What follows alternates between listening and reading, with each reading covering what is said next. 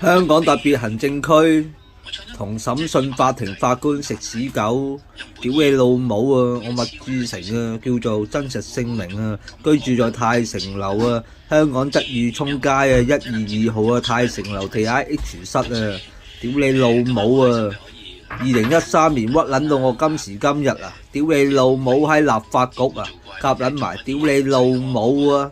我睇下你哋幾時死亡啦！屌你老母，死亡邊緣啊，嚟緊啊，嚟臨啦！屌你老母喺世界末日啊！屌你老母，因為係你哋啊！屌你老母貪污貪心嘅人啊，屈人啊，入去坐冤枉監啊！仲屌你老母係有隱瞞事實啊！屌你老母，睇下你幾時冚家產死啊！